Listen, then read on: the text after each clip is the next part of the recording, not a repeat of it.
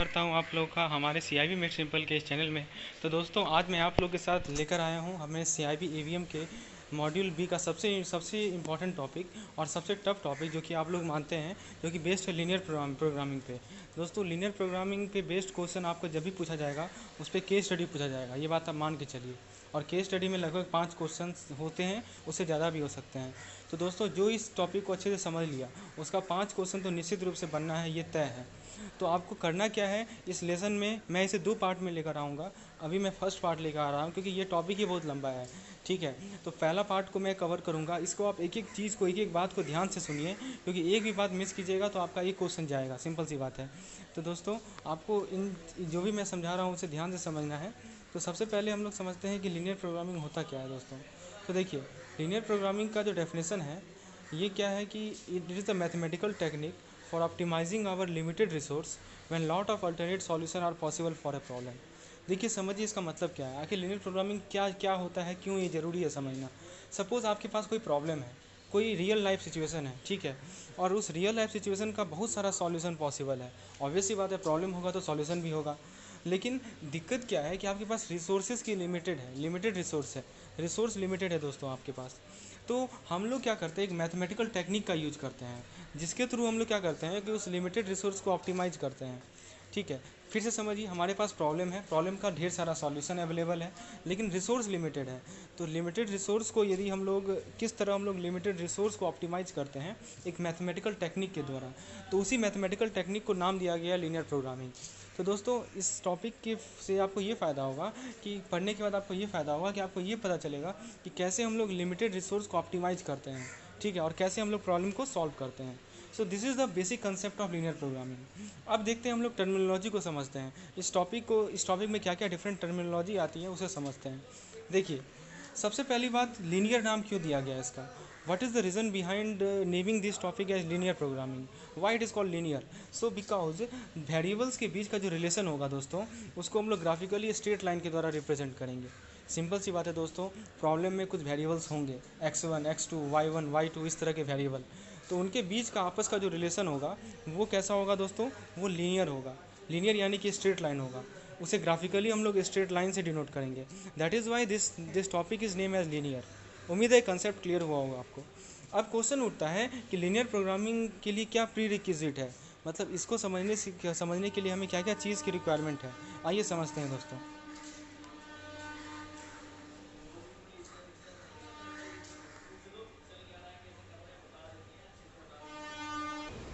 देखिए सबसे पहला जो टर्म है वो है हमारा ऑब्जेक्टिव फंक्शन। ऑब्जेक्टिव फंक्शन क्या होता है कि ये एक फंक्शन होगा जिसे हमें ऑप्टिमाइज करना होगा। So it is the function which we need to optimise. दूसरा है हमारा कंस्ट्रेंट। कंस्ट्रेंट क्या होता है कि वो लिमिटेड रिसोर्स होता है, ठीक है, जिसकी ज़रूरत होती है हमें ऑब्जेक्टिव फंक्शन को ऑप्टिमाइज करने के लिए। तो दोस्तों ये जो पूरा लीनियर प्रोग्रामिंग टॉपिक है वो हमेशा इन दोनों चीज़ों के इर्द गिर्द घूमता रहेगा। क्या क्या चीज़ है दोस्तों, पहला है ऑब्जेक्टिव फंक्शन और दूसरा है कंस्ट्रेंट। ओके, अब ऑब्जेक्टिव फंक्शन एक फंक्शन होगा जिससे हमें ऑप्टिमाइज करना होगा, और जिस कंस्ट्रेंट, जिस रिसोर्सेज का यूज करके हम लोग ऑप्टिमाइज करेंगे अपने ऑब्जेक्टिव फंक्शन को, उसे हम लोग कंस्ट्रेंट कहेंगे। चलिए अब हम लोग एग्जांपल से और चीज़ समझ जाएंगे ये आखिर चीज़ होते क्या हैं। अब देखते हैं हमारे लीनियर प्रोग्रामिंग का जनरल स्टेटमेंट क्या होता है दोस्तों। हमारा जो लीनियर प्रोग्रामिंग है उसका एक जनरल स्टेटमेंट होगा। तो देखिए सबसे पहले हम लोग बात करते हैं ऑब्जेक्टिव फंक्शन की। तो ये जो हमने लिखा है ना, maximise z is equal to c1x1 plus c2x2 plus dot dot dot dot dot plus cnxn, यानी कि c1x1 plus c2x2 plus c3x3 plus c4x4 plus c5x5, ऐसे करते कहाँ तक, cnxn तक। n हमारा कोई इंटीजर है दोस्तों, तो इसे ही हम लोग कहते हैं ऑब्जेक्टिव फंक्शन, यानी कि इसे ही हमें ऑप्टिमाइज करना है। ठीक है दोस्तों, ऑप्टिमाइजेशन का मतलब अपने हिसाब, अपने ज़रूरत के अकॉर्डिंग उसे मॉडिफाई करना, ठीक है। तो यही हमारा क्या कहलाता है, ऑब्जेक्टिव फंक्शन। तो प्रत्येक लीनियर प्रोग्रामिंग का अपना एक ऑब्जेक्टिव फंक्शन होता है। दूसरी बात आती है कंस्ट्रेंट की। कंस्ट्रेंट के बारे में मैंने बताया था कि ये वो लिमिटेड रिसोर्स होते हैं जिसकी रिक्वायरमेंट होती है अपने प्रॉब्लम को ऑप्टिमाइज करने के लिए। तो देखिए इस केस में हमारे पास दो कंस्ट्रेंट हैं। पहला कंस्ट्रेंट है a11x1 plus a12x2 plus dot dot dot dot dot plus a1nxn should be less then और इक्वल टू b1। देखिए यहाँ पे लेस देन भी हो सकता है, ग्रेटर देन भी हो सकता है, डिपेंडिंग अपॉन द सिचुएशन, ठीक है। और दूसरा है हमारा am1x1 प्लस am2x2, ऐसे करके बहुत सारे हो सकते हैं, a21 a31 a41, ऐसे करके am1, m कोई इंटीजर हो, ठीक है। तो AM1x1 plus AM2x2 plus dot dot dot dot plus AMnxn should be less than equal to Bn। तो दोस्तों यहाँ से आपको उम्मीद है क्लियर हो गया होगा कि मैंने जो ऑब्जेक्टिव फंक्शन और कंस्टेंट के बारे में बताया है वो एक्चुअली में क्या है। अब हम लोग ग्राफिकल में देखिए, लीनियर प्रोग्रामिंग के प्रॉब्लम को सॉल्व करने का दो तरीका है, एक है ग्राफिकल मेथड और एक है सिंप्लेक्स मेथड। और भी तरीके हैं लेकिन हमें दो ही टॉपिक को पढ़ना है। तो सबसे पहले हम लोग ग्राफिकल से समझते हैं। ग्राफिकल से एक आइडिया दिमाग में बन जाता है कि कैसे आखिर हो क्या रहा है, और तब हम लोग सिंप्लेक्स पे आएंगे। तो बेसिकली ये जो पहला लेक्चर है हमारा वो ग्राफिकल के इर्द गिर्द घूमेगा, और दूसरे लेक्चर में मैं सिंप्लेक्स को डिटेल में समझाऊंगा। चलिए दोस्तों, ग्राफिकल मेथड को समझते हैं हम लोग एग्जाम्पल के थ्रू। आइए एग्जाम्पल लेते हैं। एग्जाम्पल में पूछा गया है, कहा गया है a company produces two product a and b, यानी कि कोई पार्टिकुलर कंपनी है वो दो प्रोडक्ट को प्रोड्यूस करती है, product a and product b, जिसका प्रॉफिट पर यूनिट दिया हुआ है ₹60 एंड ₹70।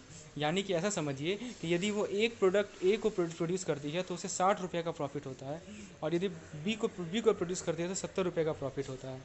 अब देखिए क्या लिखा हुआ है कि प्रोडक्ट ए को 10 घंटा चाहिए मशीन पी पे प्रोसेसिंग के लिए, 6 घंटा चाहिए मशीन क्यू पे प्रोसेसिंग के लिए, 5 घंटा चाहिए मशीन आर पे प्रोसेसिंग के लिए। जबकि प्रोडक्ट बी के बारे में क्या लिखा हुआ है, उसे 7.5 घंटा चाहिए पी पे प्रोसेसिंग के लिए, 9 घंटा चाहिए क्यू पे प्रोसेसिंग के लिए, और 13 घंटा चाहिए आर पे प्रोसेसिंग के लिए। तो यहाँ पे हमें प्रोडक्ट ए और प्रोडक्ट बी को कितना टाइम लगता है डिफरेंट मशीन पे प्रोसेसिंग के लिए वो हमें दिया गया है। दोस्तों जब भी आपको ऐसा डाटा मिले तो आप लोग ट्राई करेंगे कि एक टेबुलर फॉर्मेट में उसे रिप्रेजेंट करें। इससे फ़ायदा क्या होगा कि सब कुछ सीक्वेंस वे में समझ में आएगा दोस्तों। तो फ्रेंड्स आप देखिए क्या कर रहा है, the maximum weekly availability of for 3 month of PQ and RR। मतलब देखिए PQ&R क्या है, PQ&R मशीन का नाम है। तो मशीन का भी जो है अवेलेबिलिटी का दिया हुआ है कि एक वीक में वो मशीन कितना दिन अवेलेबल है, कितना घंटा अवेलेबल है। तो देखिए पहला जो मशीन P है वो 75 घंटा के लिए अवेलेबल है पर वीक। दूसरा मशीन Q जो है वो 54 घंटा के लिए अवेलेबल है पर वीक। तीसरा मशीन R जो है वो 65 घंटा के लिए अवेलेबल है पर वीक। तो ये हमें मैक्सिमम वीकली अवेलेबिलिटी हमें दी गई है। अब क्वेश्चन क्या पूछा गया है कि हमें एक LP प्रॉब्लम को फॉर्मुलेट करना है ताकि अपने प्रॉफिट को मैक्सिमाइज़ कर सकें और उस ऑप्टिमम प्रोडक्ट के मिक्सचर को फाइंड कर सकें। तो आइए दोस्तों अब हम लोग सीखते हैं कि कैसे हम लोग अपने LP प्रॉब्लम को मैक्सिमाइज़, कैसे हम लोग ऑप्टिमाइज़ करते हैं अपने LP प्रॉब्लम को। आइए समझते हैं। तो सबसे पहले हम लोग क्या करेंगे, इस डाटा को टेबल के फॉर्म में रिप्रेजेंट करेंगे। आइए देखिए कैसे इसे रिप्रेजेंट करते हैं। देखिए दोस्तों, जब भी टेबल होगा तो उसमें कॉलम होंगे और उसमें रो होंगे। तो कॉलम साइड में मैंने मशीन्स को डिनोट किया है। हमारे पास मशीन कौन कौन थे आप बताइए। एक मशीन P था, एक Q था और एक R था, ठीक है। तो ये हमने 3 कॉलम में रिप्रेजेंट किया, और चौथे कॉलम में हमने प्रॉफिट पर यूनिट को रिप्रेजेंट किया है, यानी कि एक यूनिट को प्रोड्यूस करने में जो प्रॉफिट मिलती है उसको। जैसा कि हमने देखा था यहाँ पर ये लिखा हुआ था कि मशीन, अब देखिए अब रो में आ जाइए। रो में हमने प्रोडक्ट को लिखा है। तो हमारे पास 2 प्रोडक्ट है, एक है प्रोडक्ट ए और एक है प्रोडक्ट बी, ठीक है दोस्तों। तो 2 प्रोडक्ट है हमारे पास। तो अब हम लोगों ने, आप समझिए इन बातों को, आप टेबल को कैसे फिलअप करना है ये समझिए। जरा क्वेश्चन को पढ़िए। प्रोडक्ट ए को मशीन पी पे प्रोड्यूस होने के लिए कितना टाइम लगता है, 10 घंटा लगता है। तो ज़रा आप देखिए पहला रो और पहला कॉलम ए और पी के कॉरस्पॉन्डिंग हमने क्या लिखा है, 10 लिखा है। फिर बताइए प्रोडक्ट ए को मशीन क्यू पे कितना घंटा लगता है, 6 आवर लगता है। तो हमने देखिए यहाँ पे ए के सामने और क्यू के नीचे 6 लिखा है। उसी तरह प्रोडक्ट ए को मशीन आर में मैन्युफैक्चर होने के लिए कितना टाइम चाहिए, 5 घंटा चाहिए। तो हमने 5 लिखा। सिमिलरली हम लोगों ने सेम प्रोसेस किया बी के लिए भी 7.5 आवर्स, 9 आवर्स एंड 13 आवर्स, ऐसा हमने किया। अब देखिए दोस्तों, यहाँ पे सबसे लास्ट जो कॉलम है वो रिप्रेजेंट कर रहा है प्रॉफिट पर यूनिट को। तो प्रॉफिट पर यूनिट क्या है दोस्तों, एक प्रोडक्ट ए को प्रोड्यूस करने पे कितना प्रॉफिट हो रहा है। ये देखिए क्वेश्चन में लिखा हुआ था, एक प्रोडक्ट को प्रोड्यूस होने के लिए 60 रुपीज़ का प्रॉफिट हो रहा है और बी वाले में 70 रुपये का प्रॉफिट हो रहा है। तो हमारा चौथा कॉलम जो है वो प्रॉफिट पर यूनिट को ही दर्शा रहा है। एक में हमने 60 लिखा है और एक में हमने 70 लिखा है। अब ज़रा तीसरा रो पे आ जाइए। तीसरा रो में क्या था दोस्तों, तीसरा रो में हम लोगों ने लिखा है मैक्सिमम आवर पर वीक, यानी कि जो मशीन है, हमारे पास 3 मशीन है जैसा कि हमने देखा है। तो दोस्तों ये जो 3 मशीन है, मशीन P, मशीन Q और मशीन R, तो इन तीनों कितना पर वीक कितना मैक्सिमम आवर ये अवेलेबल है, उसको हम लोगों ने चौथे कॉलम में दिखाया, चौथे रो में दिखाया है। तो दोस्तों देखिए मशीन P जो है 75 घंटा अवेलेबल है, मशीन Q 54 घंटा अवेलेबल है और मशीन R 65 घंटा अवेलेबल है। तो फ्रेंड्स ये चार्ट बनाने का फ़ायदा क्या होगा कि इससे आपको एकदम क्लैरिटी मिलेगी आगे की चीज़ को समझने के लिए। तो सबसे पहला काम आप करेंगे कि इस चार्ट को बनाएंगे। आइए अब आगे देखते हैं। अब हम लोग स्टेप वाइज समझते हैं, स्टेप वाइज कैसे इस प्रॉब्लम को डील करना है। तो सबसे पहला की डिसीजन है ये डिटरमाइन करना कितना यूनिट ए का प्रोड्यूस करना है और कितना यूनिट बी का प्रोड्यूस करना है पर वीक। यानी कि एक सप्ताह में हम लोग ए का कितना यूनिट प्रोड्यूस करेंगे और बी का कितना यूनिट प्रोड्यूस करेंगे। तो मान लेते हैं कि एक सप्ताह में हम लोगों ने ए का x1 यूनिट प्रोड्यूस किया और बी का भी x2 यूनिट प्रोड्यूस किया। ठीक है दोस्तों, तो वही चीज़ मैंने यहाँ पे देखिए लेफ्ट साइड में मैंने लिखा है ए का एक सप्ताह में x1 यूनिट प्रोड्यूस हो रहा है और बी का x2 यूनिट प्रोड्यूस हो रहा है, जो कि आप समझ सकते हैं। अब आइए समझते हैं कि ऑब्जेक्टिव फंक्शन क्या होगा हमारा। देखिए मैंने बताया था दो चीज़ होता है, एक ऑब्जेक्टिव फंक्शन और एक कंस्ट्रेंट। तो अब हम लोग सीखते हैं कि कैसे ऑब्जेक्टिव फंक्शन बनाया जाता है और कैसे कंस्ट्रेंट बनाया जाता है। तो दोस्तों ऑब्जेक्टिव फंक्शन के बारे में मैंने क्या बताया था आपको, एक बार डेफिनेशन देखिए। It is a function which we need to optimise, यानी कि हमें किसे ऑप्टिमाइज करना है वो हम यहाँ देखते हैं। तो दोस्तों आप बताइए किसे ऑप्टिमाइज करना है हमें, क्वेश्चन में पढ़िए, क्वेश्चन में साफ साफ लिखा हुआ है कि इस प्रॉफिट को ऑप्टिमाइज करो, प्रॉफिट को मैक्सिमाइज करो, ये साफ लिखा हुआ है। तो हम लोग ऑब्जेक्टिव फंक्शन कैसा बनाएंगे, हम लोग ऑब्जेक्टिव फंक्शन बनाएंगे maximise z is equal to. अब आप बताइए दोस्तों, पहले प्रोडक्ट ए की बात करते हैं। प्रोडक्ट ए का एक प्रोडक्ट बनाने में कितना प्रॉफिट हो रहा है, 60 यूनिट प्रॉफिट हो रहा है और हम कितना प्रोडक्ट बना रहे हैं, x1 यूनिट प्रोडक्ट बना रहे हैं। तो टोटल प्रॉफिट कितना होगा एक वीक में प्रोडक्ट ए को बनाने में, सिंपल सी बात है 60 इंटू x1। उसी तरह आ जाइए बी पे, बी का बताइए कि कितना कितना यूनिट प्रोड्यूस हो रहा है, x2 यूनिट प्रोड्यूस हो रहा है पर वीक और एक यूनिट बनाने में कितना प्रॉफिट हो रहा है, 70 रुपये का प्रॉफिट हो रहा है। तो टोटल प्रॉफिट पर वीक कितना हो गया, 70x2 हो गया। तो दोस्तों टोटल प्रॉफिट पर वीक कितना हो गया, 60x1 प्लस 70x2, आप समझ सकते हैं। तो वही हमने लिखा है यहाँ ऑब्जेक्टिव फंक्शन में, maximise z is equal to, z हमारा कोई एक फंक्शन है, z is equal to 60x1 plus 70x2। तो इस फंक्शन को हम लोग क्या बोलते हैं, ऑब्जेक्टिव फंक्शन। इसे ही हमें ऑप्टिमाइज करना है इस क्वेश्चन में। चलिए उम्मीद है इस ऑब्जेक्टिव फंक्शन का मीनिंग क्लियर हो गया होगा, मैंने क्लैरिटी के साथ आपको समझा भी दिया। अब हम लोग दूसरा चीज़ है कंस्ट्रेंट। अब बात आती है कंस्ट्रेंट कैसे डिटरमाइन करें। हर एक लीनियर प्रोग्रामिंग क्वेश्चन का एक ऑब्जेक्टिव फंक्शन होगा और एक कंस्ट्रेंट होगा। तो हम लोगों ने ऑब्जेक्टिव फंक्शन को डिस्कस कर लिया, जो कि है हमारा maximise z is equal to 60x1 plus 70x2। Now question arises how to write our constraint. तो देखिए कंस्ट्रेंट कितने होंगे, तो कंस्ट्रेंट यहाँ पे 3 होंगे, एक प्रोडक्ट पी के लिए, ठीक है, एक एक मशीन पी के लिए, एक मशीन क्यू के लिए और एक मशीन आर के लिए। आइए मशीन पी के लिए कैसे कंस्ट्रेंट निकालते हैं वो देखते हैं। समझिए ये 10 क्या है दोस्तों, 10 है आवर। एक यूनिट प्रोडक्ट ए को मशीन पी पे प्रोड्यूस होने के लिए कितना घंटा लगता है, 10 घंटा लगता है। चलिए और हमारे पास कितना यूनिट प्रोडक्ट है एक्चुअली में, ए का x1 यूनिट है, तो x1 यूनिट को कितना टाइम लगेगा, 10x1 लगेगा, लॉजिकली आप समझ सकते हैं। अब बी पे आ जाइए, ए 1 यूनिट बी को प्रोड्यूस होने में मशीन पी पे कितना टाइम लगता है, 7.5 आवर। और हमारे पास कितना बी का यूनिट प्रोड्यूस हो रहा है, x2 यूनिट प्रोड्यूस हो रहा है, तो उससे कितना टाइम लगेगा, 7.5 इंटू x2। तो और फिर ये बताइए 10x1 प्लस 7.5x2 ये क्या रिप्रेजेंट कर रहा है, ये रिप्रेजेंट कर रहा है कि total time taken per week on machine p. ठीक है दोस्तों, तो मशीन पी पे जब मैक्सिमम टाइम जो अवेलेबल है वो कितना है, 10x1 प्लस 7.5x2। और दोस्तों मैक्सिमम आवर पी कितना दे सकता है पर वीक, 75। सो हमारा इक्वेशन क्या बन जाएगा, 10x1 plus 7.5x2 should be less then और इक्वल टू 75। मतलब 75 से ज़्यादा नहीं हो सकता, क्योंकि मैक्सिमम आवर जो पी मशीन दे सकता है एक सप्ताह में वो है 75 घंटा। समझ में आ गया होगा दोस्तों। तो ये हमारा पहला कंस्ट्रेंट है। उसी तरह दूसरा कंस्ट्रेंट बनेगा क्यू से। क्यू से कैसे कंस्ट्रेंट बनाएंगे, आपको लॉजिकली सोचिए दोस्तों। देखिए क्यू का जहाँ तक बात है, तो क्यू का ए प्रोडक्ट का एक यूनिट बनाने के लिए 6 घंटा लगता है, तो x1 प्रोडक्ट बनाने के लिए 6x1 टाइम लगेगा। उसी तरह मशीन क्यू पे बी प्रोडक्ट का एक यूनिट बनाने के लिए 9 घंटा लगता है, तो x2 यूनिट बी का बनाने के लिए 9x2 टाइम लगेगा। और टोटल टाइम अवेलेबिलिटी कितना है, 54 घंटा। सो इक्वेशन क्या बनेगा, 6x1 plus 9x2 should be less than equal to 54। और जहाँ तक बात है आर का, तो आर का भी सेम होगा, 5x1 plus 13x2 should be less than equal to 65। तो दोस्तों इस तरह से हम लोगों ने एक ऑब्जेक्टिव फंक्शन बना लिया और 3 कंस्टेंट बना लिया। अब दोस्तों आपको समझ में आ रहा होगा कि इसे लीनियर प्रोग्रामिंग क्यों नाम दिया गया है। अब जरा तीनों इक्वेशन को देखिए आप, तीनों में जो डिग्री है हमारे वेरिएबल का वो कितना है, 1, और तीनों का तीनों ग्राफिकली स्ट्रेट लाइन के द्वारा रिप्रेजेंट होगा। इसी कारण से इसे नाम दिया गया लीनियर प्रोग्रामिंग। अब हमें ये तो था, ये मेन पार्ट होता है दोस्तों। अब हमें करना क्या है कि इन तीनों इक्वेशन को ग्राफिकली हमें प्लॉट करना है। तो ग्राफिकली प्लॉट कैसे करेंगे, ये चीज़ आप लोग अपने बेसिक क्लास में सीखे होंगे कि कैसे किसी लीनियर इक्वेशन को ग्राफ पे प्लॉट करते हैं। तो हमारे पास एक x एक्सिस होगा, एक y एक्सिस होगा। x एक्सिस पे हम लोग x1 को डिनोट करेंगे, y एक्सिस पे हम लोग x2 को डिनोट करेंगे और एक लीनियर कर्व को बनाएंगे। लीनियर कर्व को कैसे बनाया जाता है ये आप लोग ज़रूर जानते ही होंगे। यदि आप लोग नहीं जानते हैं और यदि चाहते हैं कि मैं इसे समझाऊँ तो मैं इसके लिए अलग लेसन बनाऊँगा, आप कमेंट सेक्शन में लिख के बताइएगा। ठीक है, तो मैं उस पर भी लेसन बना दूंगा कि how to draw a linear curve on coordinate plane. ठीक है, तो देखिए यहाँ पे आपको 3 लाइन दिख रहा होगा इसमें। तो ये जो 3 लाइन है ना दोस्तों, ये पहला कंस्ट्रेंट, दूसरा कंस्ट्रेंट और तीसरा कंस्ट्रेंट का लाइन है।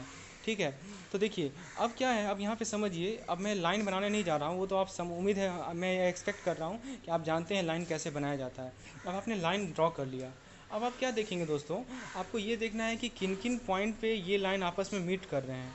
तो देखिए पॉइंट बी और पॉइंट सी पे ये लाइन आपस में मीट कर रहे हैं, और कोऑर्डिनेट एक्सिस को कहाँ मीट कर रहे हैं दोस्तों, ए पे और डी पे। तो फ्रेंड्स देखिए यहाँ पे हमें क्या करना है, यहाँ पे इनइक्वालिटी है दोस्तों, तो इनइक्वालिटी का अपना एक रीजन होगा, अपना एक इलाका होगा। ठीक है दोस्तों, तो वो रीजन आपको देखना है, सभी लाइन के लिए इनइक्वालिटी का अपना एक रीजन होगा। और फिर फाइनली क्या करना है कि जो रीजन कॉमन आएगा वही हमारा आंसर होगा। तो इस केस में जो कॉमन रीजन है वो है हमारा ओ ए बी सी डी, और इस ओ ए बी सी डी को ही हम लोग कहते हैं रीजन ऑफ फिजिबल सॉल्यूशन। ठीक है दोस्तों, ओ ए बी सी डी को क्या कहते हैं हम लोग, रीजन ऑफ फिजिबल सॉल्यूशन। अब प्रश्न उठता है कि हमें एक क्वेश्चन पूछा गया था कि वो मैक्सिमम बताओ कितना है। तो आपको करना क्या है दोस्तों कि देखिए ओ का कोऑर्डिनेट कितना है 0 0, ए का कोऑर्डिनेट कितना है 0,4, बी का कोऑर्डिनेट भी होगा, सी का कोऑर्डिनेट भी होगा, डी का कोऑर्डिनेट भी होगा। तो इन सभी कोऑर्डिनेट का वैल्यू इस मैक्सिमाइज जेड वाले फॉर्मूला में पुट करना है, यानी कि 60x1 + 70x2 में पुट करना है, और देखना है कि मैक्सिमम किस केस में आ रहा है। जिस केस में मैक्सिमम होगा वही हमारा आंसर होगा, यानी कि इन पांचों में से कोई एक ही आंसर देगा हमें, एक ही कोऑर्डिनेट हमें आंसर देगा, और जिसमें भी मैक्सिमम आएगा वो हमारा आंसर होगा। तो दोस्तों ये मेथड हमको फॉलो करनी है ग्राफिकल मेथड्स के सॉल्यूशन के लिए।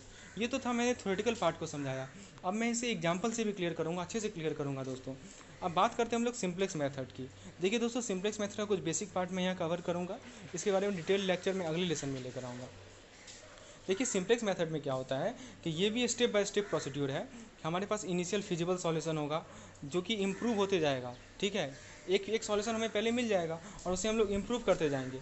ठीक है, कुछ स्टेप तक, जब तक हम लोग पूरा ऑप्टिमल सॉल्यूशन तक नहीं पहुंच जाए।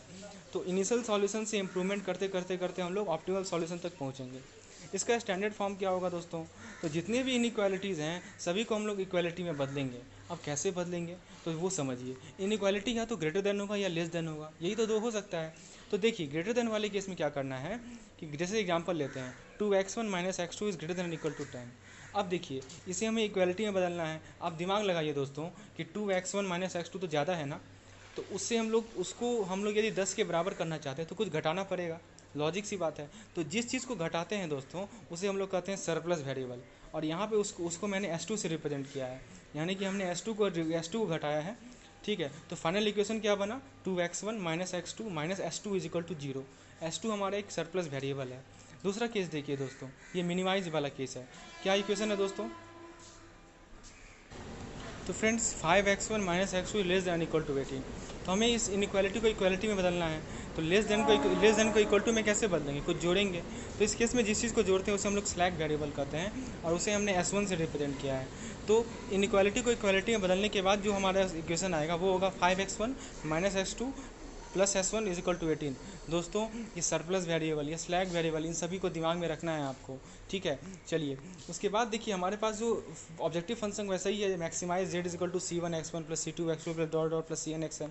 और हमारे पास देख सकते हैं यहाँ कंस्टेंट है, ये m नंबर ऑफ कंस्टेंट है, और ये क्या है x1 x2 से भी ग्रेटर देन इक्वल टू 0। जो काम का चीज़ है वो समझिए, n और m दो चीज़ है। n क्या है, नंबर ऑफ वेरिएबल, m क्या है, इक्वालिटी कंस्टेंट। तो n जो है वो हमेशा m से ज़्यादा होगा, नंबर ऑफ वेरिएबल जो है वो m से हमेशा ज़्यादा होंगे। अब देखिए n का दो पार्ट है, n में से एक m होता है और एक पार्ट होता है n - m। तो m को कहते हैं हम लोग बेसिक वेरिएबल। ये वर्ड ध्यान रखिएगा दोस्तों, बेसिक वेरिएबल क्या होता है, बेसिक वेरिएबल से मिलता है हमें बेसिक सॉल्यूशन। ठीक है, और n - m जो बचे रह जाते हैं वो होते हैं नॉन बेसिक वेरिएबल। आइए इसे एग्जांपल से समझते हैं। जैसे देखिए x1 x2 x3 x4 x5, यहाँ कितने वेरिएबल हैं, 5 वेरिएबल हैं। तो n का वैल्यू हो गया 5। अब m जो है मान लीजिए 3 है, वो क्वेश्चन पे डिपेंड करेगा m क्या है। ठीक है, तो m यदि 3 है तो n - m कितने हो गए, 2 हो गए। तो 3 हो गए हमारे बेसिक वेरिएबल जो कि देंगे हमें बेसिक सॉल्यूशन, और 2 जो होंगे वो हमारे नॉन बेसिक वेरिएबल होंगे। दोस्तों स्लैग ये जो सिंप्लेक्स मेथड है वो कहने के लिए सिंप्लेक्स है, वो टफ है, वो कॉम्प्लेक्स। तो इसे ध्यान से 2-3 बार सुनिएगा तभी समझ में आएगा ये चीज़ों को कि क्या होते हैं स्लैग वेरिएबल, क्या होते हैं सरप्लस वेरिएबल, क्या होते हैं बेसिक वेरिएबल, क्या होते हैं बेसिक सॉल्यूशन, क्या होते हैं नॉन बेसिक सॉल्यूशन, ये सभी चीज़ समझ में आएगा। तो दोस्तों अब आज के लेक्चर को मैं यहीं समाप्त कर रहा हूँ, क्योंकि ज़्यादा चीज़ एक लेक्चर में यदि इंक्लूड करूँगा तो फिर दिमाग से बाहर निकलने लगता है। तो दोस्तों एक दूसरा लेक्चर में लेके आऊँगा, उसमें अच्छे से एक सिंपलेस्ट मेथड को एक्सप्लेन भी करूँगा। तो फ्रेंड्स, आपको यदि लेसन पसंद आया हो तो ज़रूर लाइक करें, चैनल को सब्सक्राइब करें और भी लोगों के साथ इसे शेयर करें, ताकि उन्हें भी फ़ायदा हो, वो भी लीनियर प्रोग्रामिंग को अच्छे से समझ जाएँ और अपना 5 मार्क्स सिक्योर कर लें। तो फ्रेंड्स, इसी तरह साथ देते रहिए। धन्यवाद।